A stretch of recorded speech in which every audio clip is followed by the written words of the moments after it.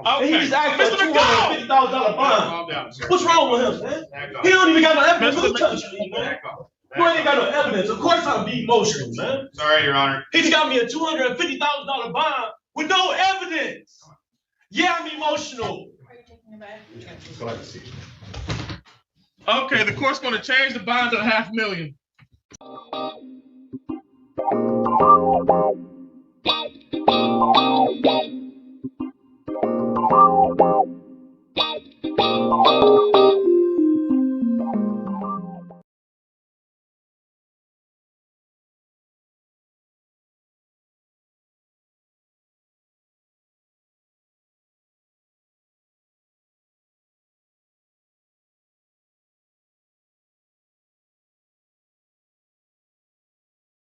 That's correct, Your Honor. Okay, Ms. Medina, while we're waiting on information for Devontae Williams, can we proceed with Danny McDowell? Yes, Your Honor. Okay. All right, where is Mr. McDowell? He's right here, Your Honor. Okay.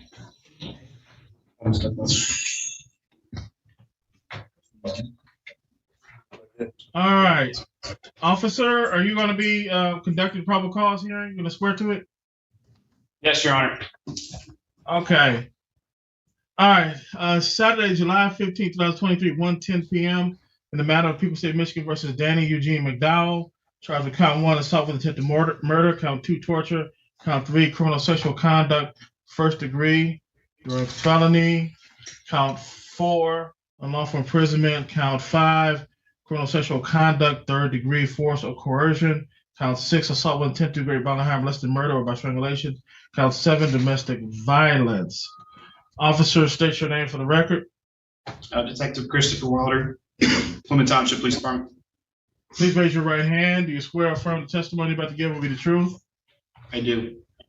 Will you be testifying based on personal knowledge and or information? First, it'll be investigation, so after the fact. Okay, investigative report, correct? Correct. All right, proceed. So we, Plymouth Township Police Department, responded to 12811 Heritage Drive, Apartment 203 on 7/13 at 3:58 in the afternoon for a welfare check on a victim. You can take a step back, sir. Good. Once they arrived, they contacted the defendant who's in custody, Danny McDowell, and the victim, Faith Allen, at the residence. After speaking with both of them for some time, they were separated. Assault was determined that it happened. McDowell was placed under arrest for domestic. He was transported back to the station. I, as the detective on call, was sent out to the scene, conducted field investigation, conducted interviews. Was found to believe that on Tuesday, a couple of days prior, so it would have been 7/11, assault occurred, including 3 different times where the suspect placed the victim underwater, held her underwater, and at one point on the third assault actually drowned her to the point that she lost consciousness. Once she woke back up, she went to the bedroom. I'm sorry, all this occurred on the same day? This was over 3 days, Your Honor. Over a 3-day period? Yes, Your Honor. Okay, go ahead. So on 7/11, that's when the 3 drownings occurred. Third one, she passed out, was no longer conscious. When she woke up, she went back to the bedroom. The defendant forced her to perform oral sex on her at that time, or on him at that time. The assault stopped at that point. After he fell asleep the next morning, he slapped her a couple times, which would have been on the 12th. Nothing else occurred on the 12th. We approached to the 13th. The 2 of them had consensual sex at that point on the 13th, after which he threatened to have her fill up the bathtub a second time, to which she was able to reach out to a colleague to call 911, and that's how the police department got involved in the matter. Okay, what was the torture involved? Was that the strangulation or whatever? I believe, Your Honor, that's what the prosecutor's office determined to be torture. Okay. All right. It looks like mental pain or suffering or whatever. All this occurred in the Plymouth, Michigan? Yes, sir. Plymouth Township. Plymouth Township. Okay, stand corrected. All right. The court is satisfied that probable cause has been established. And we'll proceed directly to the arraignment. Ms. Medina. Crystal Marie Medina, Your Honor, on behalf of Mr. McDowell, with regard to the arraignment, we would waive formal reading and stand mute, Your Honor. Yes. Okay, Mr. McDowell, state your name for the record. Danny McDowell, Danny Eugene McDowell. Okay, thank you. Mr. McDowell, your attorney having waived the formal reading of the complaint and warrant, the court will enter a not guilty plea in this matter. Argument as to bond, please. Your Honor, at this time, so we did have the opportunity to speak with Mr. McDowell. I do understand that these are very serious allegations, Your Honor. However, I would ask the court to consider that at this time, they are just that, allegations. Mr. McDowell disputes these allegations, Your Honor. He looks forward to coming to court and addressing the allegations that have been made against him. Mr. McDowell indicates that he is able to stay with his mother at his mother's home on Deacon Street in Detroit, Michigan. He indicates that he understands he is to have no contact with the complainant or with her address, Your Honor. He is 36 years old. He is not currently on probation or parole. While we do see that he has a criminal history, a felony, a previous felony conviction, it was back in 2006, Your Honor, and that was for an unarmed robbery, Your Honor. He indicates that he drives for Uber. His monthly income varies, but given his variable monthly income and his expenses, he is not able to post a monetary bond at this time, Your Honor. And so I would ask that the court, he also receives food stamps, Judge, so that means he is under the guidelines. And we would ask that the court consider giving him an opportunity to come to court and address these allegations, Judge. He is a lifelong resident of Michigan, if I didn't mention that already. All right, thank you. Officer, you have any comments or thoughts as to bond? Yes, Your Honor, due to the serious nature of these crimes and the fact that we believe that he's a safety risk to the public, we're asking for a high cash bond, at least $250,000, if not higher. If you do decide to release him, I'd at least ask that he be on a GPS tether, have no contact with the victim, not be allowed to live at the victim's house, not be on any kind of alcohol, drugs, anything like that. So to be testing for that kind of thing, and then be in contact with either probation or somebody so that we can kind of monitor what's going on with him. But again, just due to the seriousness of the crimes and our fear for the victim's safety at this point, if he does get released. He did mention during when we were having him process that don't worry, none of the victims are going to come here to testify. So again, we're worried about the safety. Come on, man. You don't lie like that, man. Okay. You don't have no evidence, man. You're just taking her word for it. He just taking her word for it. He don't have no evidence, Your Honor. And I did not say that. I said they're not going to come because it's not true. Mr. McDowell, you have the right to remain silent. I would strongly suggest you exercise your right. Thank you very much, Your Honor. If I may, because again, that commentary is likely to invoke a response from my client, right? Again, Your Honor, that comment, if made, could have been made for several reasons. One can take it as a negative way, or it could be taken as they lied from the beginning, and so they're not going to come to court and lie under oath, Your Honor. Exactly. So I would ask that Mr. McDowell. I'm sorry, sir. I'm sorry, sir. This emotional moment. Mr. Medina, hold on one second. Mr. McDowell. I'm just emotional right now, man.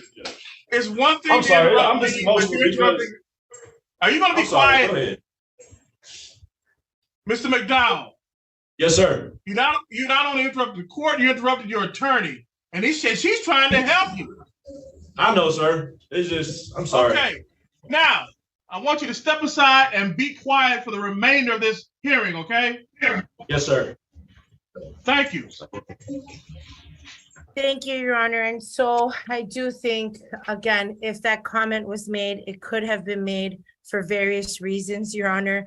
And so I would ask that the court consider that these are verbal allegations that are being made at this time, and that my client has lifelong ties here, and that his previous conviction was back in 2006, Your Honor, and that somehow after 3 days there was access to there's a lot to be flushed through here in the facts, Your Honor, okay? And so I would ask that my client be given the opportunity to come to court and do just that. He understands he's having no contact with the complainant, and I would ask that the court consider all of that, Your Honor. All right, thank you, Ms. Medina. The court, having heard representations of the attorney and the officer on this matter, what is very, very troubling and is indicative that Mr. McDowell cannot control his emotions and impulsive were just demonstrated. And he admitted he's very, very emotional. He responded disrespectfully not only to me, to the court, but to his attorney, and who's acting in his best interest. And so, given his demonstrated impulsiveness, the court's going to adopt the recommendation of the officer, a $250,000 cash surety bond, no 10%. If he's able to post that bond, no contact with Faith Allen and no contact with the Heritage Drive apartment located in Plymouth, Michigan. Your probable cause conference date is July 27th, 9 a.m. at 35th District Court.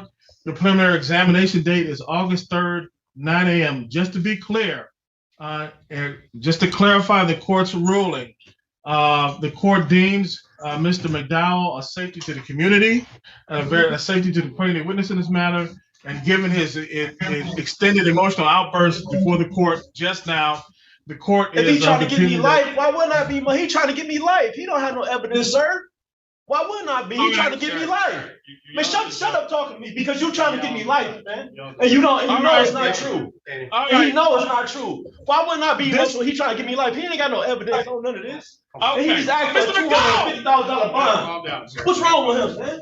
He don't even got no evidence. Who touched me, man? You ain't got no evidence. Of course I'll be emotional, man. Sorry, Your Honor. He just got me a $250,000 bond with no evidence. Yeah, I'm emotional. Okay, the court's going to change the bond to $500,000. Wow, sir, you can change to $500,000. He's still lying. He don't have no evidence. Now it's $500,000. Make it $1 million. It don't matter. I can't post 250,000. Okay, I'll make it $1 million then.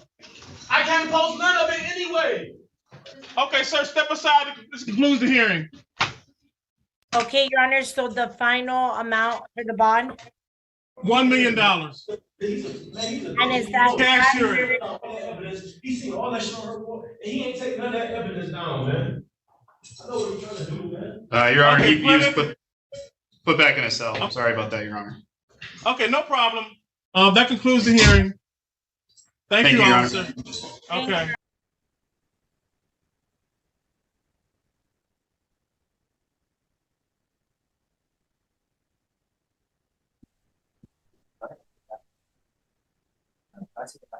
Yeah, I gave it back. Yeah, Judge, speak 2 minutes. Sure.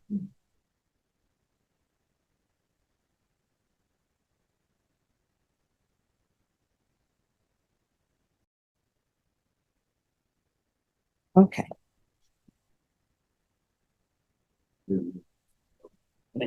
Thank you. All right, we're on the record in 2023 CR 7339, State of Texas versus Nicholas Corpus. Could I have parties announced for the record for the state? Second for the state. Defense. Linda Corley for Mr. Corpus. And are you Mr. Corpus? Yes, Your Honor. I'm Nicholas Isaiah Corpus. All right, you entered a plea of no contest on October 16th. And the court requested the criminal history because otherwise PSIs are taking a long time because there are a lot. Yes, Your Honor. And according to the plea bargain agreement, there's to be a cap of 7 years and the state is silent on your application. There's an affirmative finding and no contact with Brittany Flores. All right, the court has had a chance to review the criminal history.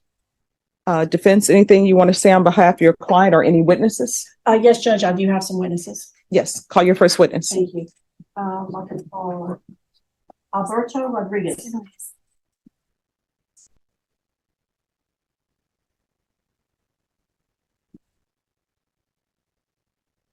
All right, Mr. Rodriguez, can you raise your right hand for me, please? Do you solemnly swear or affirm the testimony you give will be the truth and nothing but the truth, so help you God? I do. All right, you can lower your hand. Could you state your name for the record? Alberto Rodriguez. All right, defense. Thank you, Judge. Just step up for a second here. Okay. Alberto, how do you know Nicholas? He's my neighbor. Been my neighbor for 19 years and good friend. How old was he when you first met him? He was about 15 years old when they first moved in there. And so you've known him for quite a long time for his life. I have. All right. And how did you first meet him?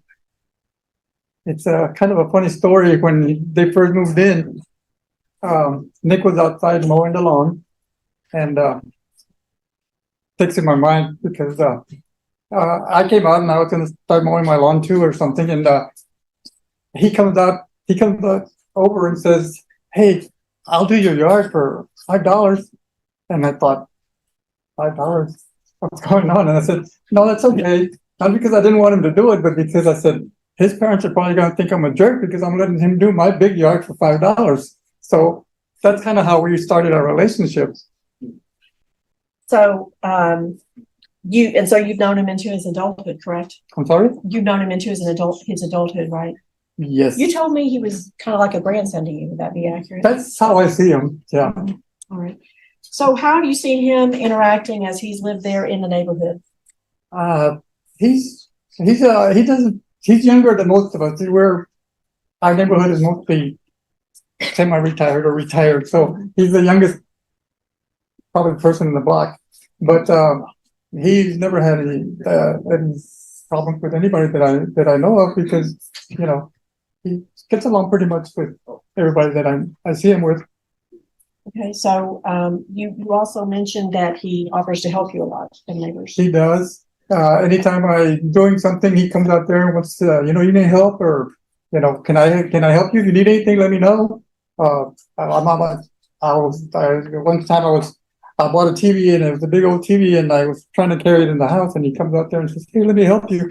Let's be carried in the house," and everything. So that kind of stuff. And putting out Christmas decorations. Even my wife even tells him, "Nick, if you see Albert out there, don't let him get on a ladder. Call me." Okay. He says his friends come over a lot to have their car worked on because he's a pretty good mechanic and a little jack of all trades kind of. And they come and get their cars fixed all the time. And he does it quite often. He works on his own cars. He likes to work on cars and stuff. So they come over. He's got a little computer and stuff, hooks it up and tells them what's wrong and helps them fix it. Just outside of helping people, you also have a lot of talks with him. Is that right? Yes, because growing up, it's kind of hard, and we just sit out there, and talk about life and different things that that are going on with him. His jobs and stuff like that. Asking for advice. Yes, and I try to give as best as I know through my own experiences. And today we talked about why he's here, that he is charged with a felony choking family violence with his girlfriend. Yes. Okay. And allow him to have deferred so he wouldn't be a convicted felon. That's right. Why do you think that he's lived his life so he deserves to have that chance? Because like I say, he's helpful. He's a good kid in my eyes. I've never seen anything wrong. He's always polite. Always says hello, how you doing, and what's going on, and stuff like that. So, I don't see the benefit of him having to go to jail over. I don't know the circumstances completely of whatever happened. Only what I hear, but I know Nick, and I think he would do good. He's a good kid. But you say you don't know the circumstances, but we've talked about the case, right? Yes, we did. So you understand that the allegation is that he choked his girlfriend, Brittany, multiple times, on and off over a 30-minute period is the allegation. On and off for a few minutes in 10 or 15, intervals. That's what she's accused him of. Yes. And that saying that he hit her eye. That she had a black eye. Correct. All right. And so you're aware of all the allegations. I am. And you still think that he deserves to have a chance for deferred? Yes, ma'am, I still do. To say that I think Nick is still a good person inside, and I think he would do well still. I'll pass the witness. All right, thank you. Call your next witness. Yeah, that's a court Tennessee. Thank you. Renee Gruba, yes, I know I'm not saying that correctly.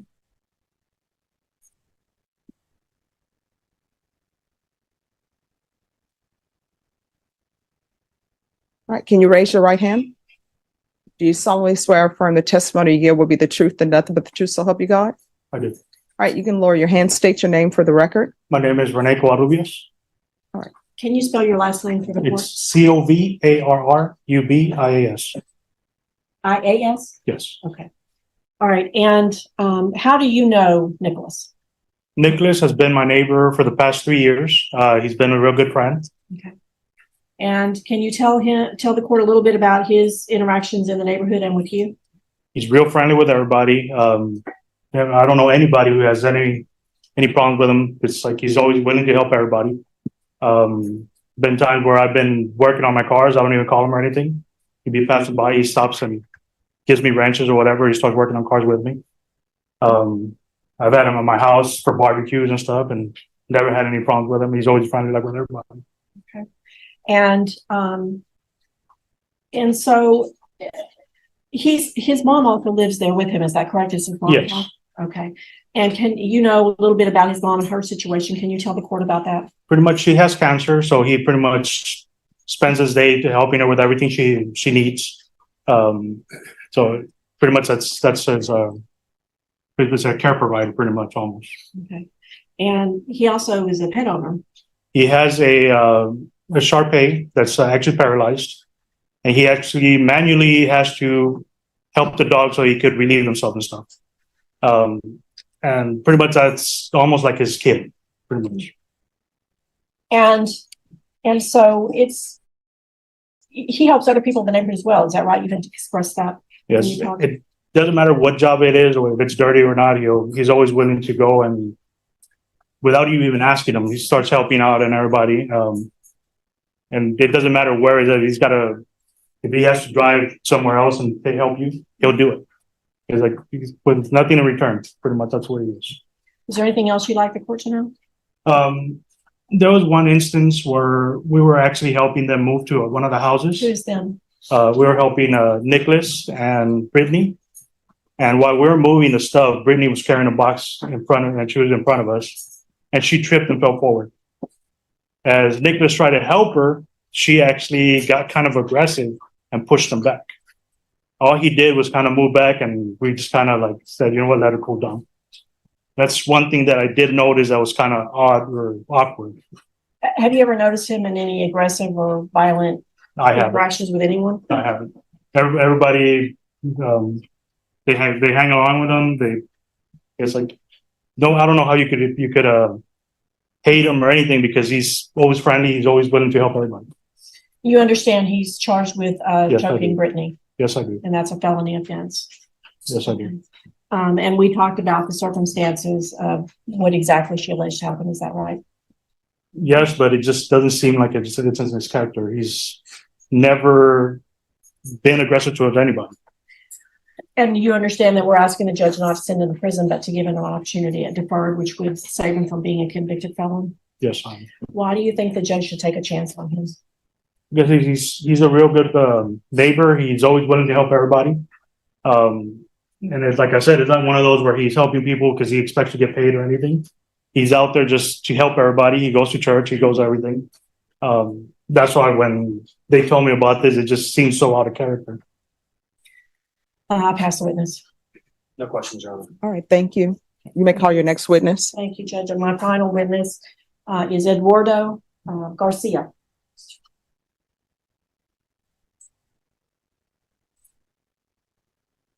All right, can you raise your right hand for me, please? Do you solemnly swear and affirm the testimony you give be the truth and nothing but the truth, so help you God? Yes, ma'am. All right, you can lower your hand, state your name for the record. Eduardo Garcia. Defense. Thank you, Judge. Eduardo, how do you know Nicholas? I've known Nick for 13 years. I met him first at the gym. Okay, and so you continued a friendship from that? Yes, ma'am. We've continued a friendship for the past 13 years. We've also attended church together. I invited him on an Acts retreat to St. Paul's, and he went. And since then, he has become a member of the Armor of God Society at St. Paul's. We meet on Wednesdays and Saturday mornings. Okay, and what is that group? So if you've been on an Acts retreat, or if you just want to get closer to God, we invite men to congregate to praise and worship and just honor God. And so how long has he been participating in that? The Armor of God meetings, probably 8 months, 9 months, somewhere in there. And have you ever seen him have interactions with people that are confrontational, aggressive, or violent? No, ma'am. You also said that when we were talking that you believe he would be able to be successful at probation. Why did you feel that? To me, he's demonstrated character, consistency. I own a construction business, and Nick has worked several jobs for me. Never let me down on one of the jobs. So I feel he's consistent. So he's made commitments to you and always followed through? Yes, ma'am. Is there anything else you'd like the judge to know?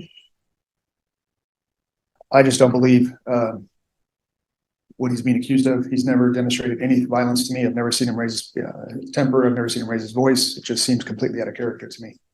And we've discussed the charge and what the allegations are. Yes, ma'am. Detailed, right? Yes, ma'am. Why do you think the judge should take a chance on him and allow him to have a chance at deferred instead of convicting him or sending him to prison? Nick is a good guy. He, like I said, has never let me down. I know he won't let you down. He's just distributed or been really good character and a really good guy. I'll pass the witness. Any questions? Just 2 questions, Your Honor. Sir, were you aware that the defendant's statements on scene were that she punched herself in the face? Was I aware of this? Were you aware of that statement? I believe you told me yes. That he had said she punched herself in the face? No, I did not know that. You didn't know that? No. And were you aware that she wasn't able to open up her swollen eye for over a week after the incident? Were you aware of that? No, sir. No further questions. No questions, Your Honor. All right, thank you. Thank you. I don't have any further witnesses, Judge, just argument. All right. The state is silent. The court will hear argument. Thank you, Judge. Judge, and just to bring your attention, you are aware that my client did plead no contest. I know a lot of people plead no contest just because their attorneys tell them, but really what I explain to my clients is what no contest means is I don't agree with this, but I'm not going to fight about it. And we also worked in conjunction with the prosecutor in his plea paperwork. We took out the statement saying that everything was true and correct because we don't necessarily agree with the allegations. But my client decided that he would rather go forward with you, Judge, rather than go into a trial because he does not want to risk a felony conviction. He very much wanted to apply for deferred. As you see on his criminal history, the only thing he's ever had on it was a marijuana charge, which was deferred dismissed. So he successfully completed that probation. And that was when he was much younger. He has not had any other drug cases or any other kind of cases until this allegation came about. And so, Judge, what I wanted to do, the reason why I wanted to have these witnesses is because I wanted to put in front of you not just a defendant who is charged with a felony choking case. I wanted you to see the man that he has been and the way he's lived his life. And I understand there's a statement and the complainant, Brittany, had made many statements. I'm hoping based on his history, based on the way he has lived his life, that although there is this one incident, that you'll give him this one opportunity to defer. I think that he does deserve it. Judge, and I, based on my experience with him and all the conversations I've had with the people that know him, I do believe he will be successful. He was certainly successful before, and I do believe he will still be successful if you'll give him an opportunity to not have a felony conviction, which will stop him from having the good jobs that he's had. It will cause so many problems, and I don't think that's the best for the community. I know that you can put whatever conditions that you feel would be safe. He, the only firearm that he had, there was at the house was left with the complainant, Brittany, and she, we don't really know what happened to that. We got word from the family that they had turned it into SAPD. We can't get any confirmation on that. He is not in possession of any firearms. He has no intention to be in possession of any firearms. I did note on the medical issues, I just wanted to make the court aware, she has said that she's had ongoing headaches besides the emotional difficulties that she described, the physical problems, and that she's gone to clinics and such and has spent some money. She was prior in an accident where she went through the windshield, and she's always had the headaches since then and the physical problems. So whether or not anything else contributed, Judge. I just thought the court should know that we're not opposed to paying restitution if the judge gives them an opportunity to do the deferral of probation, to take care of whatever's needed. I'm sure she has receipts and that sort of thing. Judge, I would just implore you to please give this man a chance to not be a convicted felon. I don't think you'll regret it. All right. So what I can tell you, Mr. Corpus, is you're not going to be leaving the courtroom today. Either you're going to prison, or either I'm placing you on probation and you're going to ISF.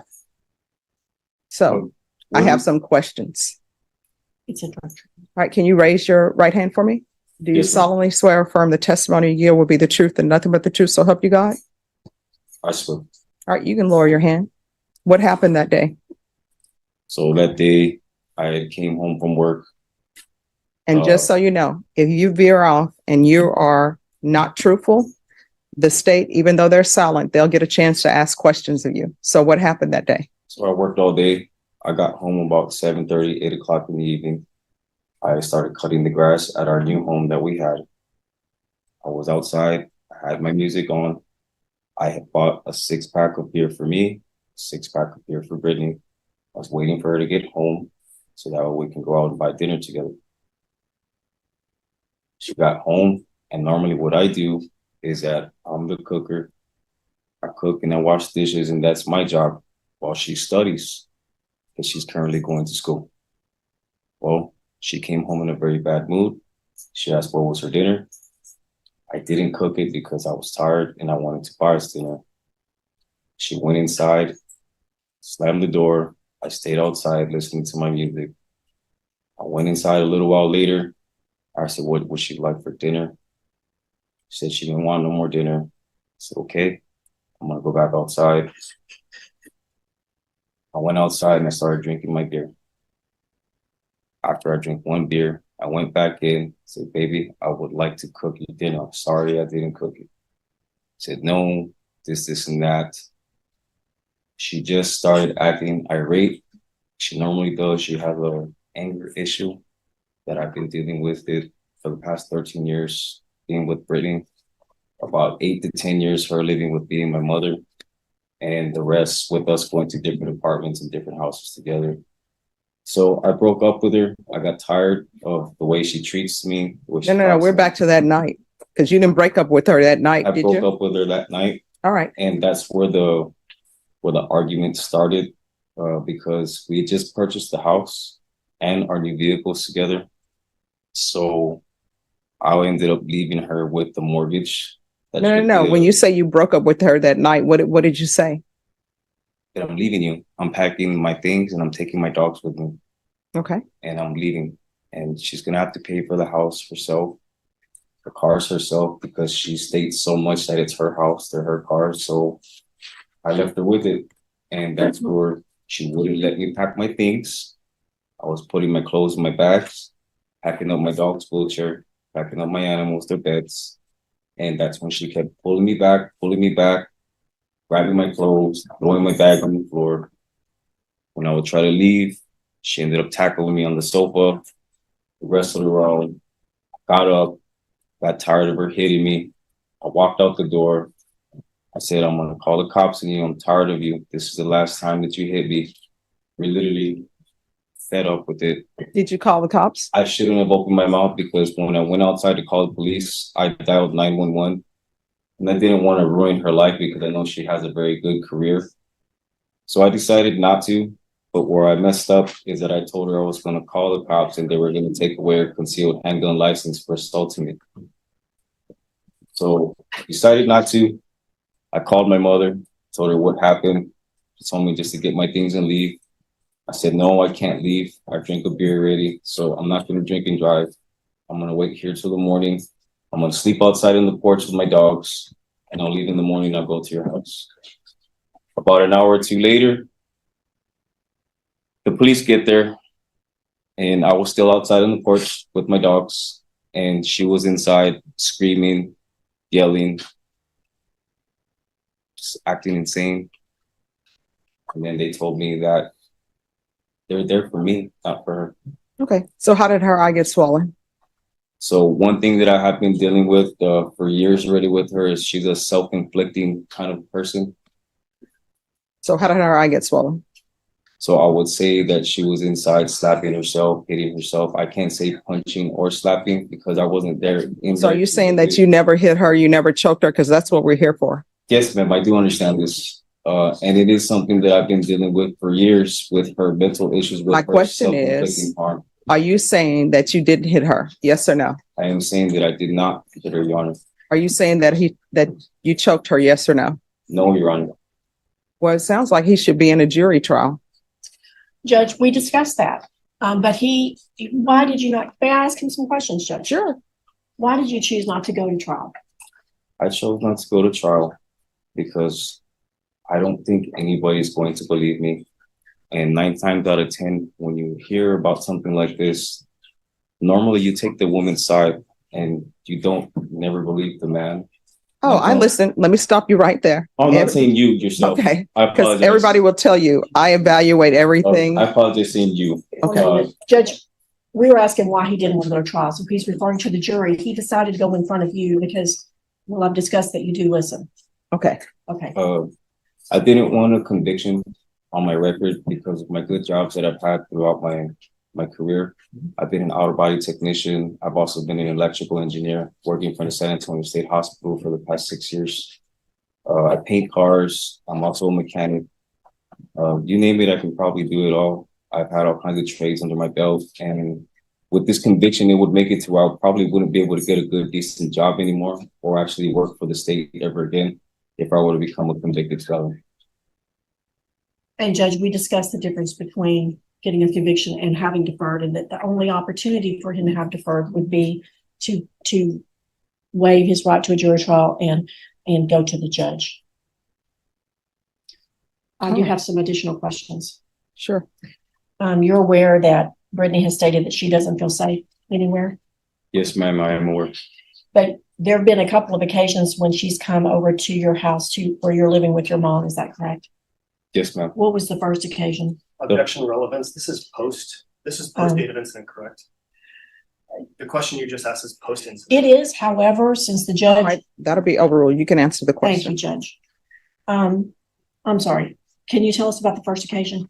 Yes, ma'am. About 6 days after I was released, give or take a few days, I was there at my mother's house, and What were you doing? I was outside. I just got home from my sister's house. She lives a block away. She cooked me dinner, and I ate dinner. It was about 9:30 at night by the time I got home. She lives 1 block away from my mother's. I got home, and she was parked outside my house, and she had asked me to get back with her, and that if I did, that she wouldn't press charges. And as she was doing that, I took out my cell phone, and I started recording her and her car and her license plate with her voice in there. I wasn't able to catch what she was saying because by the time I started recording her, she started leaving. And did you make a report? And I made the police report, and I showed the video to the officer, and he actually recorded it on his body camera with my phone in his body camera. Okay. And then The second event? 2 weeks ago, I was outside my mother's house cutting grass. And she ended up passing by again and stopped to see how I was doing. She said, "Oh, you're cutting grass, huh?" And what did you do? I made the police report, and I took down her license plate number, and they came and they gave me a case number and told me just to relay it whenever it came down to it. Have you, since this case, reached out to her at all? No, ma'am, I have not. And do you have any firearms in your possession? No, ma'am, I have 0 firearms in my possession. You had 1 firearm at the time of the incident. What happened to that? That firearm at the incident, I left it there with Brittany. And my So mother, do you know what happened to it with personal knowledge? I do not know. What did your mother told you something. What did she tell you? When my mother went to pick up my paralyzed animal, her mother was at the door. Brittany's mother? Yes, along with Brittany herself. And they told my mom that they turned in my firearm to SAPD. Have you been able to confirm that with the SAPD? No, ma'am. I've been calling property, but I haven't been able to get an answer. And why did you want to know? What were you worried about? I'm worried about what actually happened to it because she has a very dysfunctional family, drug addict brothers and sisters, and I just can't trust those people when they're the kind of people that they are. And was the gun registered in your name? It is registered under my name, yes, ma'am. And so you just wanted to make sure it was in safe hands? That's it. I just want to make sure they actually turned it in because I don't want them to turn around and use it and it go against me, and I don't want to get in trouble for something that happened like that. Thank you. I'll pass the witness. Any questions? Yes, Your Honor. If I may just bifurcate my questions into two separate fact inquiries. Defense kind of opened it up, so we'll talk about post date of incident. You've conferred with your attorney, correct, and gone over defenses you can provide, and she's gone over the evidence with you, correct? Yes. And are you aware that the complainant told the DA's office that she actually believed this was attempted murder and that you threatened to stab her and shoot her that night? Were you aware that she told the DA's office that? Yes, that's what I actually had on Yes, my that's perfect. protection No, I order. appreciate you answering that. Thank Judge, he can answer the question. All right, so everyone, just answer questions. Everybody calm down. I have listened to everything. I read the reports. So just answer, let him answer, and we'll go from there. Okay, you can give your full answer now to that question. Can you ask me the question one more time? I'm happy to move on to the next one. Judge, I'd like him to have an opportunity to answer the question. All right, so ask your question, counsel. The same one, Your Honor. You can either ask the same one or you can ask the next one. I'll ask the next one. Thank you, Judge. Were you aware that as recently as October 6, 2023, the complainant has told us that she still has safety concerns as they relate to you? I'm not aware because I'm not in contact with her at all, in what means whatsoever. October 6th was just a month ago, and no, I'm not aware. You recently just spoke on the record about she basically tackled you on the couch and sofa. You actually had an opportunity to speak with police that night, correct? Yes, sir. And does it surprise you that the word sofa or couch is nowhere mentioned in the entirety of her police report? It does not surprise me. The night began, again, just speaking to facts, the night began with you drinking beers with the victim's brother, is that correct? No, it didn't. Okay, how did the night begin? The night began with me getting home that night and me not cooking dinner because I was tired, but I started cutting grass instead, and I was waiting for her to get home so we can buy dinner. Does it surprise you that you told officers that the night started because you guys were drinking beers together and he left because he was quote crazy just like her? Do you remember saying that to officers? No, I don't. Okay. Yeah. Do you remember saying that when the complainant got home, she started quote just hitting herself in the face for no reason? Do you remember saying that to officers? I do remember that. Do you remember calling her a psycho? Yes. Do you remember saying that you never hit her? Yes. Do you remember saying that you had no reason why her eye was swollen to such a great extent that she actually couldn't even open it? After you had previously said that she punched herself in the face. Remember kind of those conflicting accounts? Like, I can't understand why you're trying. So let me break it down, absolutely. First, you told officers that she started just punching herself in the face for no reason. Then you said you had no idea why her eye was swollen. Do you have any recollection as to why you gave conflicting accounts? Because she started doing it when I had told her that I'm going to call the police on her and have them take away her concealed handgun license for assaulting me. And then do you remember the officers noting that they believed you were intoxicated, even though you just spoke to only having one beer? Well, no, actually, I told the officers I had that one beer, and when I went outside on the porch, I started drinking myself to sleep on a concrete porch. So I can stay home, wake up the next morning, pack up my things, and go to my mother's house. So does it surprise you that both the victim and the officer on scene believed you to be drunk that night? Well, like I said, I started drinking myself to sleep on the concrete porch. So I was not inebriated. It was a 6-pack. I believe I was on beer number 4 or 5. No further questions, Your Honor. No further questions, Judge. All right, are you employed? Yes, ma'am. I work for Dr. Richard Kimball, Hinojosa, for Richards Electric. But one thing that's gonna cause an issue is that he's moving to West Virginia. So I'm going to need to find another place of employment, in which I was hoping that my ex-brother and friend, Mr. Danny Garcia, would hopefully be able to employ me with this company. All right. This is what the court is going to do. There's an affirmative finding of family violence. There's to be no contact with Brittany Flores. 10 years deferred adjudication, the BIPP course, proof of employment within 30 days of release. There's to be no harmful or injurious, there's to be no employment as a home healthcare provider with minors, regular reporting by Zoom or in person, GPS partial for employment until further notice. There's to be field visits one time per month for 3 months, regular UAs, TAP evaluation while in custody, follow all recommendations from TAP. What's the wait time for ISF cognitive? Your Honor, it's about 40 days. All right. And he is to be ISF cognitive track. Probation, is there anything else?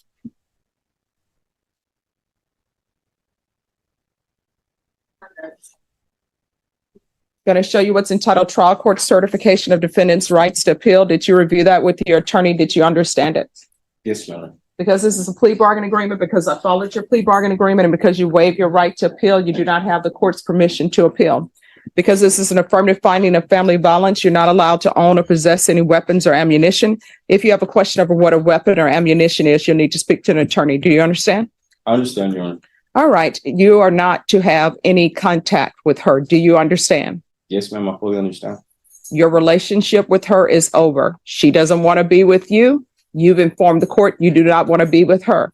Do you understand? I understand. There's to be no contact with her through third parties. There's to be no contact with her mother, her relatives, or anyone that she knows. If you see her and if she's at the HEB, you need to leave the HEB. You understand? If you see her walking on the sidewalk, you need to go in the opposite direction. Do you understand? I understand. There's to be no card sent to her saying, I'm sorry. There's to be no flowers for old time's sake. It is as if you do not know her. If you have contact with her, you're looking at potentially 10 years in the prison. Do you understand? I understand, Your Honor. All right. Good luck to you. Thank you, Your Honor. Yes. Thank you, Judge.